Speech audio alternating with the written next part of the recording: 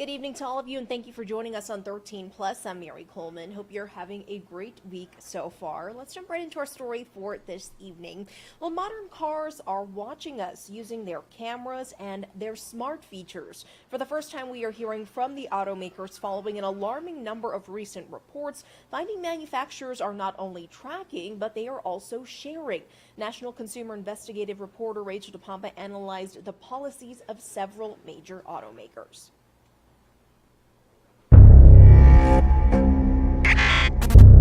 Hitting the road isn't just you in the driver's seat these days. Modern SUVs are computers on wheels. Every car right now is a smart car. Every car is connected. Modern cars are clever. Every acceleration, turn, brake, tap of the screen. In a quarter mile, turn right onto Glenway Drive. Look in the camera, even conversation. Please take me to a park. An element of personal information now collected.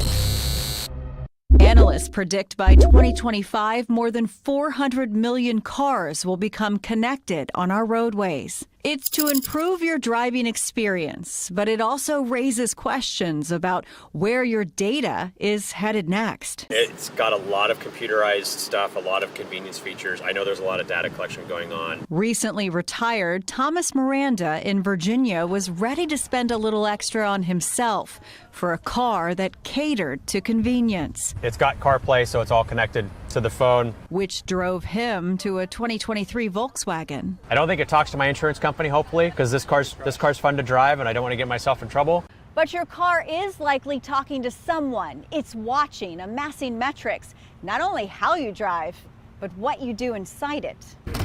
We analyzed the privacy policies of 14 major automakers, and all of them collect something about you beyond your driving habits. Some examples: anytime your phone connects, your geolocation, search history, contacts, and voice recordings. We also found all car companies will release your information to law enforcement with a warrant, subpoena, or court order. And all of them say you can opt out of data collection, but it's not uniform.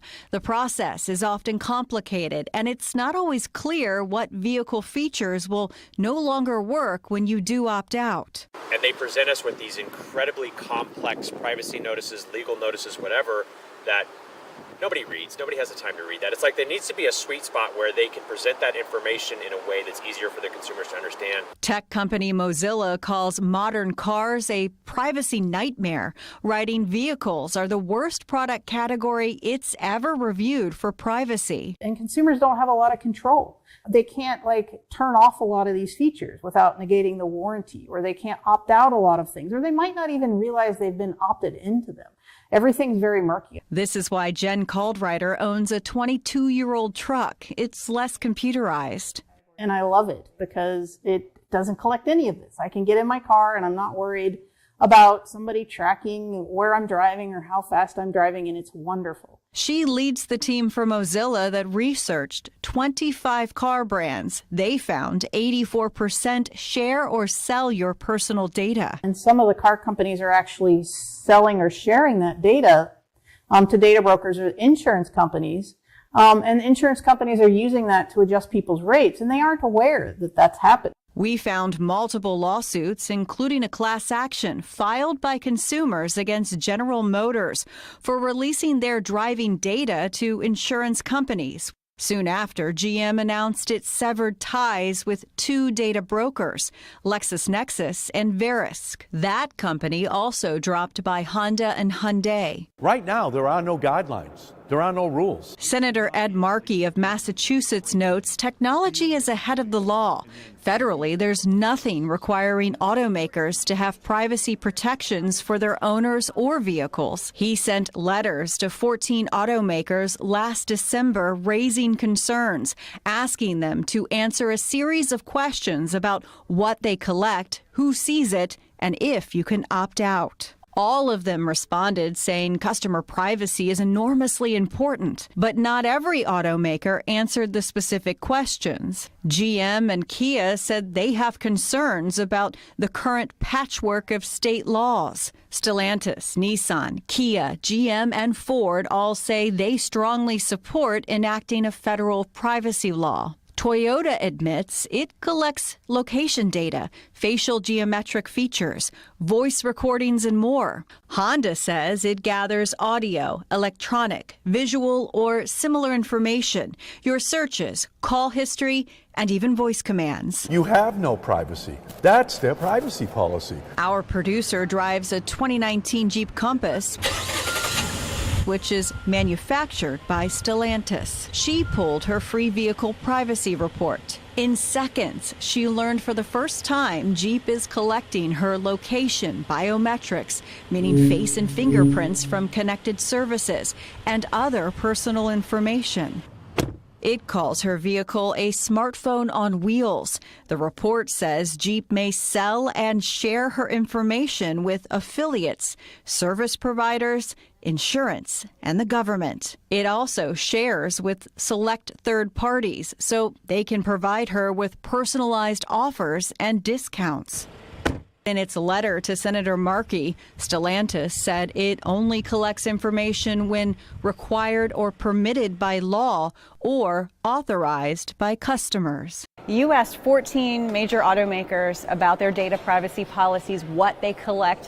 What do you make of their answers? Their answers are vague, they're incomplete. The auto industry is hiding what they're doing.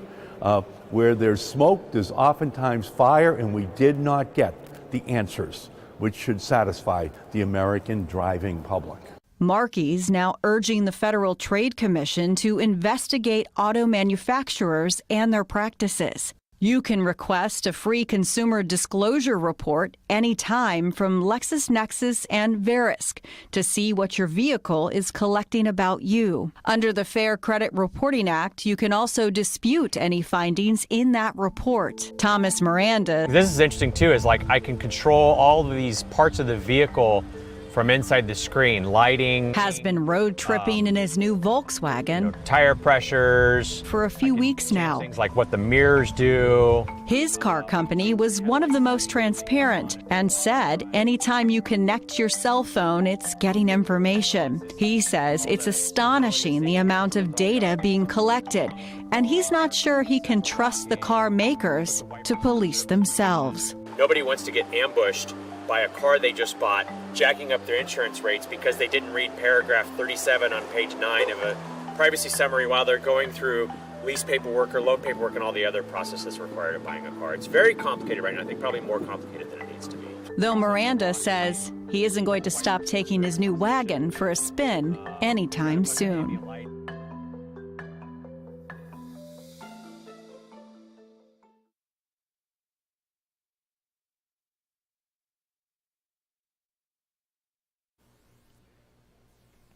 Now, the FTC says it will take action to protect consumers against the illegal collection, use, and disclosure of their personal data. Our team did reach out to data brokers LexisNexis and Verisk, but they never responded.